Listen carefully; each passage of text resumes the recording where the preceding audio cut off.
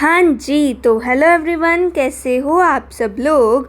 आप देख रहे हो डे 45 का session number 1 only on the champion eagle.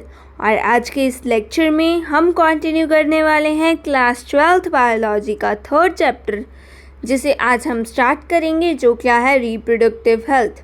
तो आज हमने डिस्कस करना है रिप्रोडक्टिव हेल्थ को। रिप्रोडक्टिव हेल्थ होती क्या है, इन सारी चीज़ों को हम डिस्कस करेंगे। इसमें से आज हमने थोड़ा सा इंट्रोडक्शन करनी है सबसे पहले कि इस चैप्टर में हम पढ़ेंगे क्या। सबसे पहली बात तो हम यही चीज़ को डिस्कस करेंगे कि रिप्रोडक्टिव हेल्थ है क्या।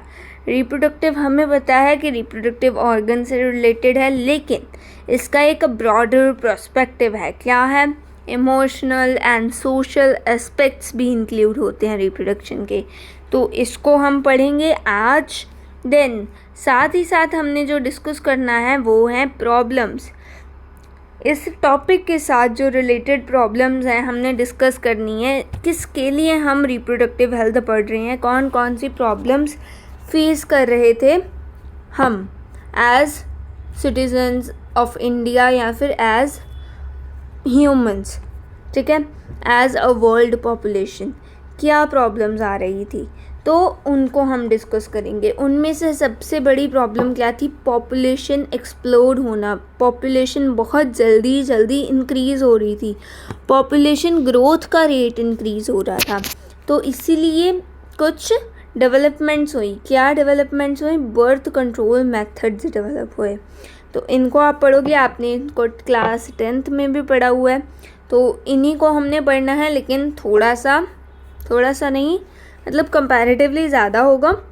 तो बर्थ कंट्रोल मेथड्स पढ़ने हैं, अलग अलग कॉन्ट्रासेप्टिव डिवाइसेस को हमने डिस्कस करना है, ठीक है। कुछ हम इनके बारे में ही पढ़ेंगे, कुछ क्या है परमानेंट होते हैं, कुछ क्या है टेम्परेरी होते हैं। एंड साथ ही साथ हम पढ़ेंगे जो बर्थ कंट्रोल मेथड्स और कॉन्ट्रासेप्टिव्स को हम यूज़ कर रहे हैं, आइडियल कॉन्ट्रासेप्टिव होता क्या है, ठीक है। ये तो एक प्रॉब्लम थी। Then second problem is the main, that is amniocentesis. इसको हम अच्छे से डिस्कस करेंगे, यहाँ पे मैंने मेंशन नहीं किया। तो एमनियोसेंटेसिस होता क्या है? जब एमनियोसेंटेसिस होता है, जब क्या है, एमनियोटिक फ्लूइड को क्या है एक्सट्रैक्ट करते हैं, विड्रॉ करते हैं, कहाँ से? वूम्ब से, ठीक है, जहाँ पे एक फीटस डेवलप हो रहा है। तो उस पे क्या है, हमें साथ ही साथ क्रोमोसोम्स मिल जाते हैं, फीटस जो ग्रो कर रहा है। तो हम क्रोमोसोमल जेनेटिक डिसऑर्डर्स को क्या है डिटेक्ट कर पाते हैं। एक बेसिक आइडिया दे दी हूँ, वैसे तो ज़्यादा दे रही हूँ, लेकिन यह बेसिक आइडिया। सो अगर हम वहाँ से एक्सट्रैक्ट कर सकते हैं फ्लूइड को, एमनियोटिक फ्लूइड को, तो हम क्या है क्रोमोसोम्स में जो प्रॉब्लम्स हैं, जेनेटिकली जो प्रॉब्लम्स हैं, उनको हम क्या है डिटेक्ट कर सकते हैं। ये तो एक इसका अच्छा पॉइंट है, ठीक है, इसकी एक एडवांटेज है। लेकिन द प्रॉब्लम वाज दिस कि अगर हम क्रोमोसोम्स को देख पा रहे हैं, उसको डिटेक्ट कर पा रहे हैं कि क्रोमोसोम में स्ट्रक्चरली क्या प्रॉब्लम है, तो हम ये भी तो डिटेक्ट कर सकते हैं ना क्रोमोसोम्स को देख के कि कौन सा एक्स क्रोमोसोम है, कौन सा वाई क्रोमोसोम है, ठीक है। अगर किसी में दोनों एक्स क्रोमोसोम्स दिख रहे हैं, मतलब वो गर्ल चाइल्ड है, तो दैट इज़ द प्रॉब्लम। तो क्या हुआ, इसका मिसयूज़ होने लग गया, फीमेल फेटिसाइड इंक्रीज़ हो गया। ये एक प्रॉब्लम थी। जो हम प्रॉब्लम्स को हमने डिस्कस करना है ना यहाँ पे, तो उनमें से एक प्रॉब्लम क्या है, पॉपुलेशन एक्सप्लोजन। सेकंड क्या है, फीमेल फेटिसाइड जो क्या है इंक्रीज़ हो रहा है। तो इन्हीं सारी प्रॉब्लम्स के लिए क्या बनी है, गवर्नमेंट पॉलिसीज़ और स्ट्रेटजीज़ बनी हैं। कैसी? जैसे कि क्या है, RCH प्रोग्राम। एंड RCH को पहले क्या कहते थे, family planning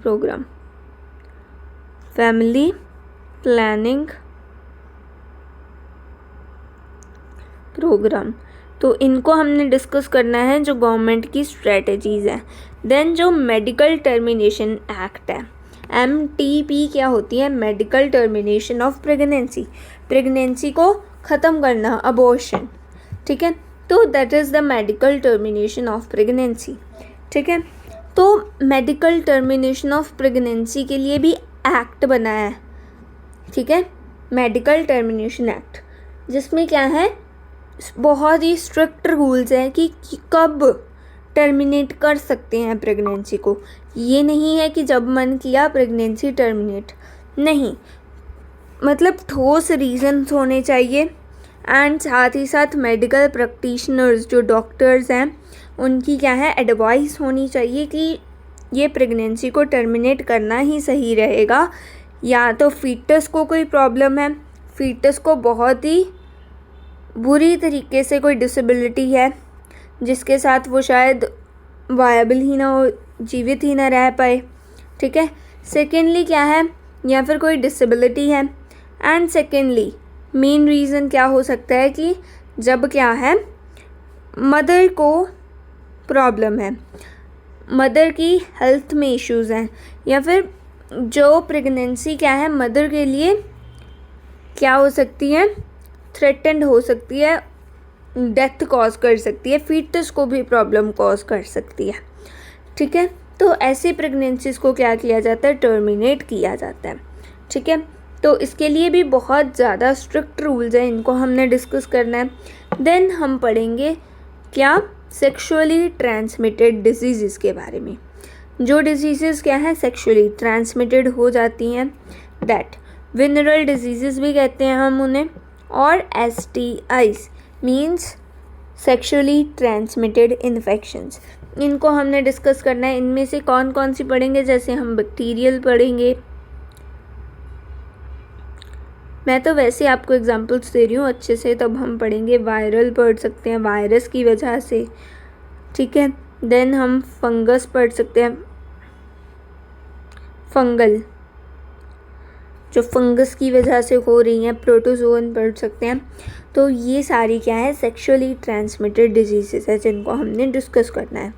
then last but not the least जो हमने इस चैप्टर में टॉपिक कवर करना है वो क्या होगा, इनफर्टिलिटी। कौन सा टॉपिक है, इनफर्टिलिटी। इनफर्टिलिटी होती क्या है इसे डिस्कस करेंगे।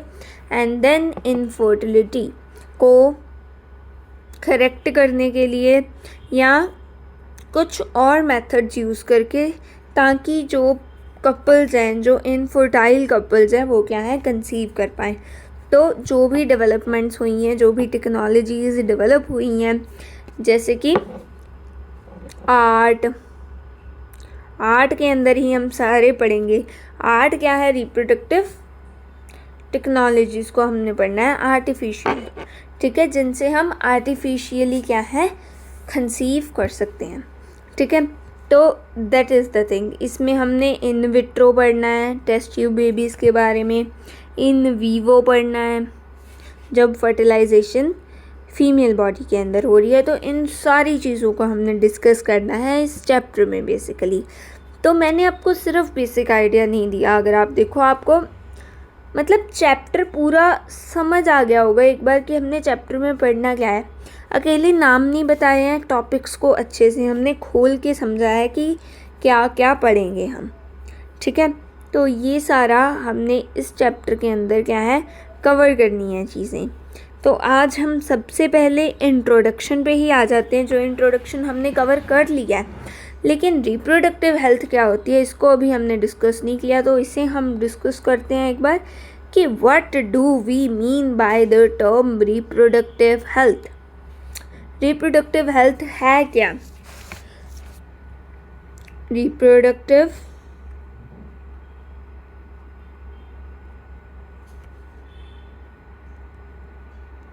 हेल्थ, तो रिप्रोडक्टिव हेल्थ अब है क्या चीज़। Reproductive means healthy reproductive organs. तो रिप्रोडक्टिव से आपको समझ आ ही रहा है कि हम किसकी बात कर रहे हैं, रिप्रोडक्टिव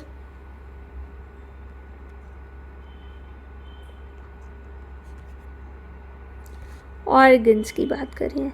और हेल्थ से आपको पता चल रहा है कि हेल्दी रिप्रोडक्टिव ऑर्गन्स की बात कर रहे हैं। ठीक है, जिनमें कोई डिजीज़ नहीं है, डिजीज़लेस मीन्स हेल्दी की बात कर रहे हैं, हेल्दी रिप्रोडक्टिव ऑर्गन्स की बात कर रहे हैं। ये चीज़ आपको क्लियर है? अगर वो हेल्दी हैं, कोई भी डिजीज़ नहीं है, तो उनका जो फंक्शन होगा वो कैसा होगा? फंक्शनली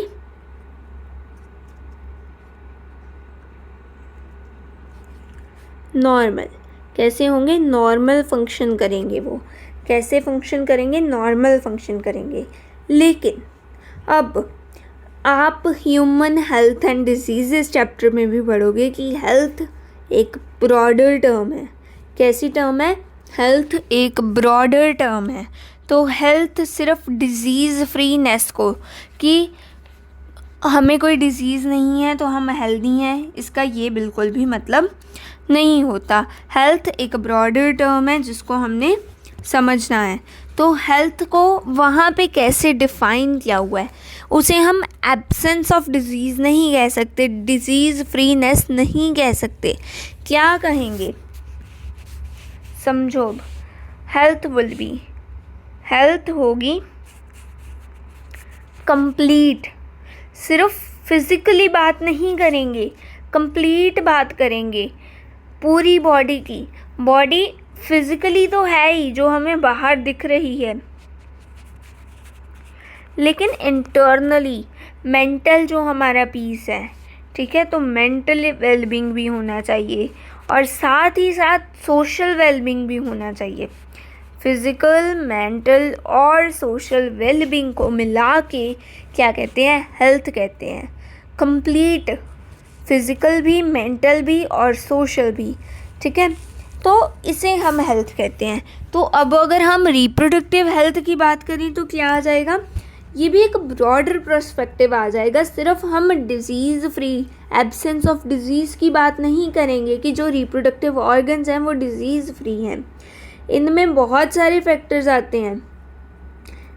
एक और लाइन मैं आपको बताती हूँ ह्यूमन हेल्थ एंड डिजीज़ में से ही, कि ह्यूमन हेल्थ एंड डिजीज़ में हमें बताया हुआ है कि जो हमारा माइंड है वो किसको इफ़ेक्ट करता है? हमारी बॉडी को, हमारी हेल्थ को इफ़ेक्ट करता है। किसके थ्रू? किसके थ्रू? थ्रू न्यूरल या फिर नर्वस, एक second, yes, nervous and endocrine system. तो एंडोक्राइन और नर्वस सिस्टम के थ्रू क्या है? हमारा माइंड ही हमारी बॉडी को इफ़ेक्ट कर रहा है। तो माइंड में जो हम सोचेंगे वो हमारी हेल्थ को अफेक्ट करता है, ठीक है। तो दैट्स वाई अब अगर हम रिप्रोडक्टिव हेल्थ की बात करें तो सिर्फ रिप्रोडक्टिव ऑर्गन्स की बात नहीं करेंगे जो डिजीज़ फ्री हैं, हम बात करेंगे एक ब्रॉडर प्रोस्पेक्टिव पे, जिसमें क्या आ जाएगा? इमोशनल वेलबींग आएगा। क्या आएगा? इमोशनल वेलबींग आएगा, सोशल वेलबींग आएगा।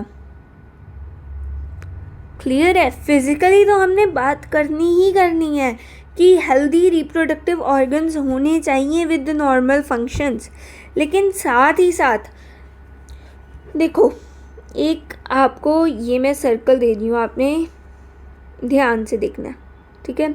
तो ये मैं आपको दे रही हूँ, लेकिन आप जस्ट अगर इसे देखते रह जाओगे तो आपको एक ब्रॉडर पर्सपेक्टिव के बारे में नहीं पता चलेगा। देखो, आप ये देख रहे हो, इतना पार्ट देख रहे हो कि हेल्दी, सॉरी एक सेकेंड, हाँ, आप ये चीज़ देख रहे हो कि हेल्दी रिप्रोडक्टिव ऑर्गन्स की बात कर रहे हैं हम। किसकी बात कर रहे हैं?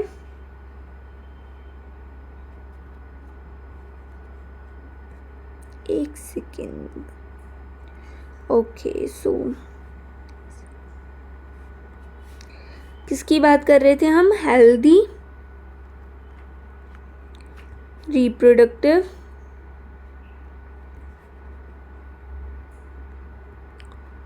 ऑर्गन्स की बात कर रहे थे, ठीक है ना। लेकिन प्रॉब्लम क्या आ गई?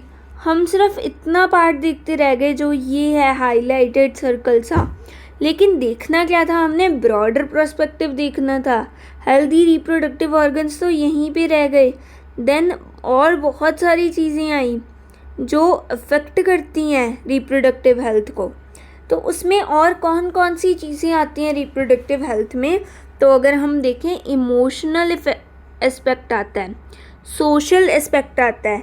देन अगर हम WHO की डेफिनेशन को देखें, किसको देखें, WHO की डेफिनेशन क्या कहती है। WHO है क्या, आपको पता है, आप जानते हो? मुझे पता था आप नहीं जानते होगे, मैं बताती हूँ आपको। WHO क्या है, एक वर्ल्ड हेल्थ ऑर्गेनाइजेशन है, ठीक है। तो ये जनरली हेल्थ को डिस्कस करती है, मेडिकेशंस को डिस्कस करती है, ठीक है। तो वर्ल्ड हेल्थ ऑर्गेनाइजेशन है WHO। आपको शायद नहीं पता था तो मैंने आपको बता दिया, ठीक है। सो WHO क्या है, उसने क्या डेफिनेशन दी है कि रिप्रोडक्टिव हेल्थ का मतलब क्या है। उसने कहा है टोटल वेलबींग। क्या कहा, टोटल वेलबींग। क्या कहा, दोबारा से बोलो, टोटल वेलबींग, ठीक है। तो total wellbeing in all aspects of reproduction, in all aspects of reproduction. Clear है ये चीज़। कौन कौन से होंगे रिप्रोडक्शन के अलग अलग एस्पेक्ट्स, ऑल एस्पेक्ट्स की बात की है। कौन कौन से एस्पेक्ट्स की बात कर रहे हैं, तो ये बात कर रहे हैं इमोशनल,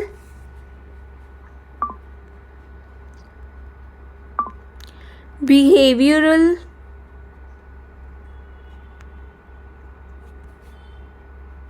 सोशल एंड फिजिकल। इन सभी एस्पेक्ट्स की बात हो रही है। किन किन की, फिजिकल, इमोशनल, बिहेवियरल, सोशल, इन एस्पेक्ट्स की बात करनी है। रिप्रोडक्टिव हेल्थ एक ब्रॉडर टर्म है, ठीक है। तो कंप्लीट टोटल वेलबींग की बात करनी है। Therefore a society with people having physically and functionally normal reproductive organs, physically भी और फंक्शनली भी। अब इसे थोड़ा सा समझना कि फिजिकली और फंक्शनली का क्या मतलब है।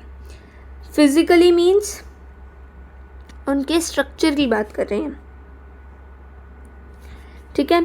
बहुत सारी प्रॉब्लम्स हो सकती हैं, जैसे समटाइम्स क्या है, जो टेस्टिस हैं वो एब्डोमेन से बाहर नहीं जाती, मीन्स स्क्रोटम के अंदर नहीं प्लेस्ड होती, ठीक है। तो ये एक प्रॉब्लम हो सकती है, क्योंकि टेस्टिस स्क्रोटम के अंदर होती क्यों है, ताकि वो 2 से 2.5 डिग्री सेल्सियस का टेम्परेचर क्या है, कम मेंटेन कर सके फॉर स्पर्मेटोजेनेसिस। अगर टेस्टिस डिसेंड नहीं करेंगी एब्डोमेन कैविटी से तो क्या होगा, स्पर्मेटोजेनेसिस अफेक्ट होगा। लेकिन ये क्या है, फंक्शनली प्रॉब्लम है। फिजिकली क्या प्रॉब्लम थी, फंक्शनली प्रॉब्लम क्या है कि स्पर्मेटोजेनेसिस अफेक्ट हो रहा है। हमें नहीं पता कि कैसे अफेक्ट होगा, क्योंकि अभी हमने उस चीज़ को नहीं पढ़ना, ठीक है। लेकिन फिजिकली क्या अफेक्ट हुआ कि डिसेंड नहीं हुई टेस्टिस। क्या है, testis did not descend from abdomen. या और भी बहुत सारी कॉम्प्लिकेशंस हो सकती हैं, फीमेल्स में भी हो सकती हैं, मेल्स में भी हो सकती हैं, ठीक है। तो फंक्शनली बात कर रहे हैं हम कि समटाइम्स क्या है, ओवरीज फंक्शनल नहीं होती हैं फीमेल्स में, ओवरीज आर नॉन फंक्शनल, ठीक है। समटाइम्स ओवरीज ही नहीं प्रेजेंट होती। तो ये सारे क्या हैं, फिजिकली प्रॉब्लम्स हैं, मे बी स्ट्रक्चर में या वो प्रेजेंट ही नहीं है। बट अगर हम फंक्शनली बात करें तो फंक्शनली जो उनका काम था वो कैसे अफेक्ट हो रहा है उसको हमने डिस्कस करना है। जैसे फंक्शनली मैंने आपको बहुत सी चीज़ें बताई थी, जैसे लो स्पर्म काउंट हो सकता है, या फिर स्पर्म की जो मोटिलिटी है वो कम हो सकती है। स्पर्म मोटिलिटी जो रिक्वायर्ड है उतनी ना हो, जो स्पर्म है उसका नॉर्मल शेप एंड साइज ना हो, या फिर एंडोमेट्रियम की जो लेयर है वो इम्प्लांटेशन के लिए ना सूटेबल हो, इम्प्लांटेशन ना हो पा रही हो।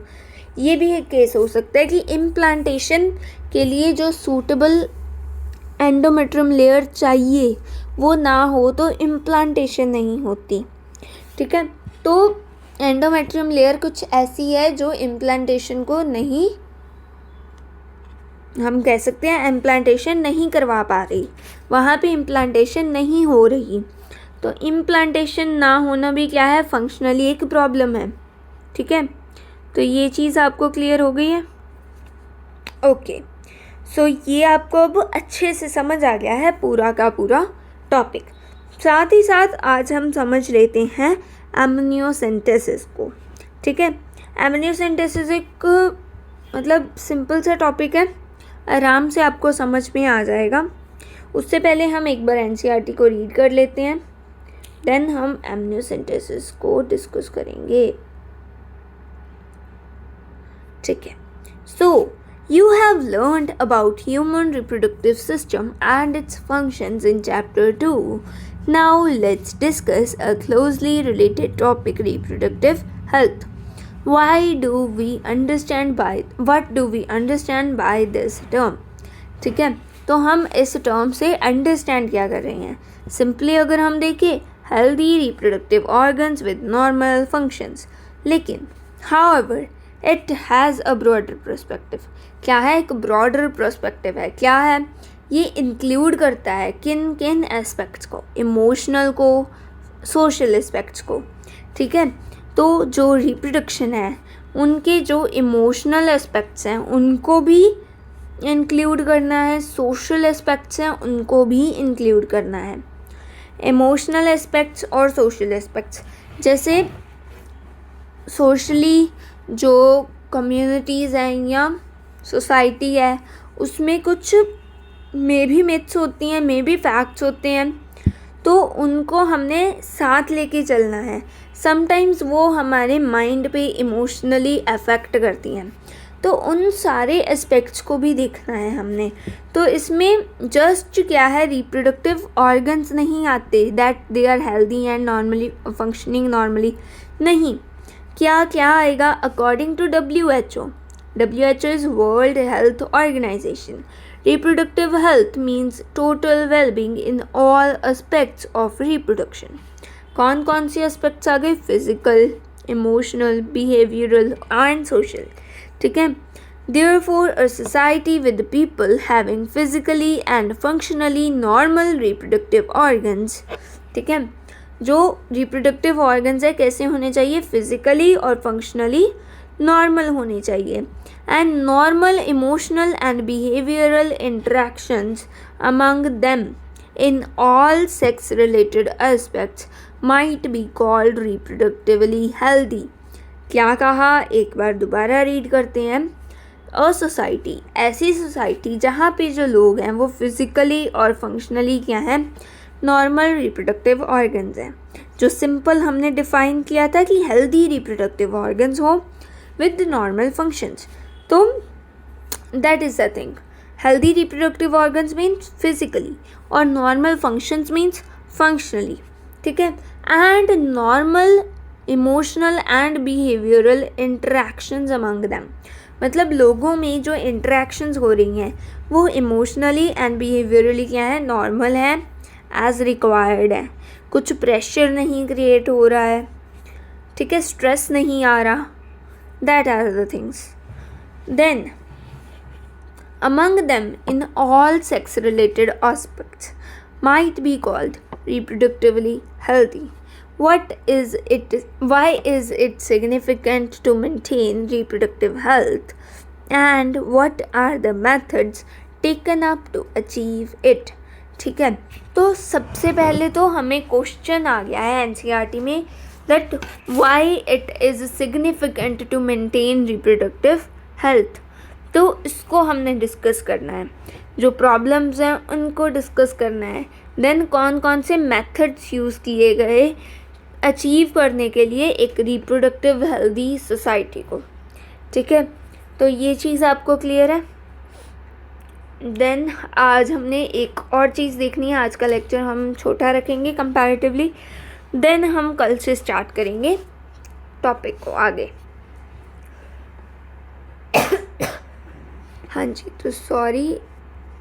यस,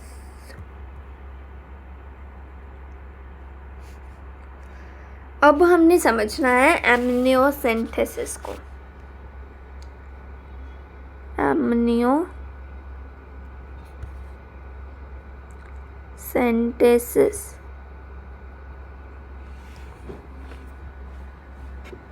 तो एमनियोसेंटेसिस क्या है? एमनियोसेंटेसिस का मतलब है एमनियोटिक फ्लूइड जो है उसे क्या करना, विदड्रॉ करना. एमनियोटिक फ्लूइड जो है उसे क्या करना, विदड्रॉ करना. ठीक है, तो एमनियोटिक फ्लूइड में जो जेनेटिक मटेरियल है, वो जो क्रोमोसोम्स हैं, वो क्या है? ओके, सो सबसे पहले नोट ही कर लेते हैं. विदड्रॉल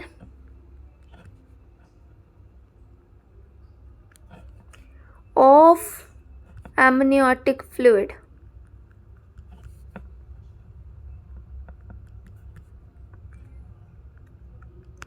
मदर की वोम में से क्या है, एमनियोटिक फ्लूइड को विदड्रॉ करना. किस मेथड से करते हैं? Generally by puncture. आपको मेथड वैसे समझने की ज़रूरत भी नहीं है, हमें तो एमनियोसेंटेसिस को जस्ट बेसिकली थोड़ा सा देखना है, क्योंकि हमें फीमेल फिटिसाइड के बारे में डिस्कस किया गया. तो एमनियोसेंटेसिस परफॉर्म कब कर सकते हैं, ये डिटेक्शन टेस्ट कब कर सकते हैं?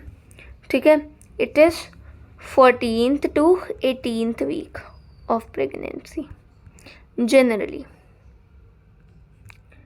ठीक है, देन इसमें होता क्या है, जब हम एमनियोटिक फ्लूइड को क्या है, विदड्रॉ करेंगे, कलेक्ट करेंगे, तो क्या होगा, उसमें से हम क्रोमोसोम्स को चेक करेंगे. तो हम क्या डिटेक्ट कर सकते हैं? जेनेटिक मटेरियल को जब हम चेक करेंगे तो उसमें से हम डिटेक्ट कर सकते हैं क्या, क्रोमोसोमल. आप पढ़ोगे नेक्स्ट चैप्टर में ही क्रोमोसोमल कौन कौन से डिसऑर्डर्स होते हैं, क्रोमोसोमल या फिर जिन्हें हम कहते हैं जेनेटिक डिसऑर्डर्स. इनको क्या है, हम डिटेक्ट कर सकते हैं. ठीक है, तो कौन कौन से डिसऑर्डर्स हो सकते हैं, जैसे कि haemophilia,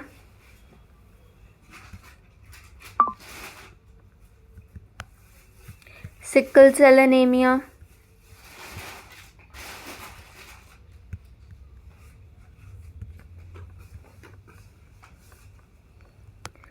Turners syndrome,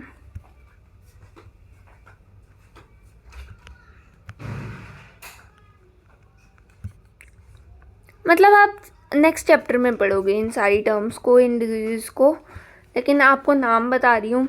downs syndrome, then Klinefelter's, etcetera etcetera etcetera.